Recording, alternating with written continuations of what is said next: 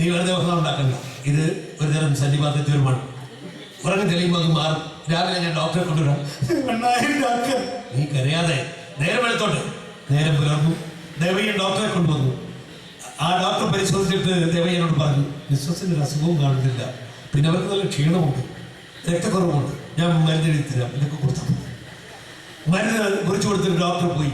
ആ സംഭവത്തിന് ശേഷം പാർവതിയിൽ വലിയ മാറ്റം. അവളുടെ സാധാരണ പെരുമാറ്റമൊക്കെ കൈകോശം വന്നതുപോലെ, അവൾക്ക് ബുദ്ധിഭ്രമം സംഭവിച്ചതുപോലെ ഭ്രാന്തിൻ്റെ ലക്ഷണങ്ങൾ.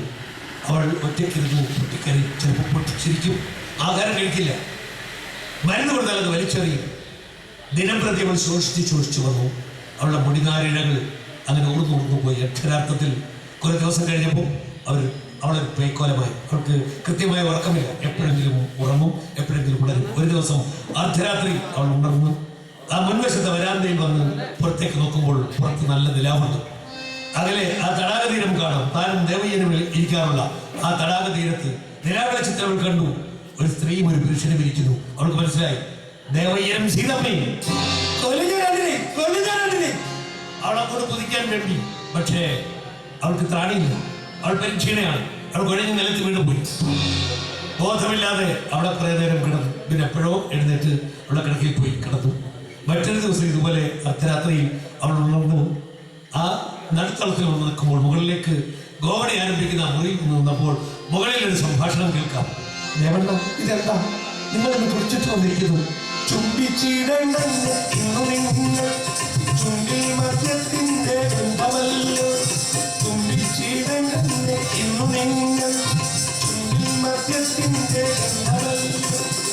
എന്റെ സീതെ, ഞാൻ ഇത്തിരി മദ്യപിച്ചു.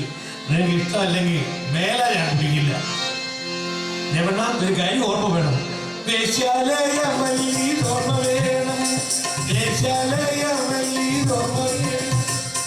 എന്റെ പൊന്ന് സീത, അതെനിക്ക് ഓർമ്മയില്ല. ഇത് വീടാണോ? ഇത് ആശ്രമമാണ്. ഞാൻ ശ്രീരാമൻ, നീ സീതമ്മ.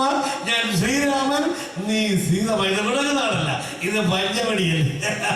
ഇത് വഞ്ചമണിയല്ലേ. മധ്യലഹരിയാൽ പുലമ്പിക്കൊണ്ട് നിൽക്കുമ്പോൾ താഴെ എന്തോ തട്ടി പോകുന്ന ശബ്ദം. അവൾ ചെന്ന് നോക്കുമ്പോൾ സീതമ്മ ചെന്ന് നോക്കുമ്പോൾ ആ പടികൾ കയറാൻ മുകളിലേക്ക് കാലെടുത്ത് വെച്ച പാർവതി ബോധം കെട്ട് താഴേക്ക് വീണ ശബ്ദമാണ്. അയാൾ മധ്യലഹരിയിലാണ്. ആൾ വീണല്ലേ, ചിലപ്പോൾ മരിച്ചുപോയി കാണും. അവളെ നമുക്ക് എടുത്ത് ദയിപ്പിച്ചു. എന്തൊക്കെയായി പറയുന്നത്? ആ രാത്രി ഇരുണ്ട് വെളുത്തു.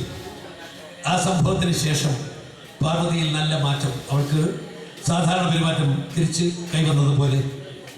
ഒരു ദിവസം അവളുടെ ചിറ്റപ്പൻ വന്നു. അത് സിദ്ധപരുതെന്ന് അവളുടെ അച്ഛൻ്റെ അനുജൻ വന്നു. ആ വൃദ്ധൻ പാർവതിയുടെ കോലം കണ്ട് ആകെ അന്താളിച്ചു നിന്ന് പോയി. മോളെ പാർവതി, ഇത് നീ തന്നെയാണോ? നിനക്ക് ഏതോ വലിയ ദീനമാണല്ലോ. ഈ അസുഖമാണെന്നുള്ള കാര്യം എന്തുകൊണ്ട് നീ ഞങ്ങളെ നേരത്തെ എഴുതി അറിയിച്ചില്ല?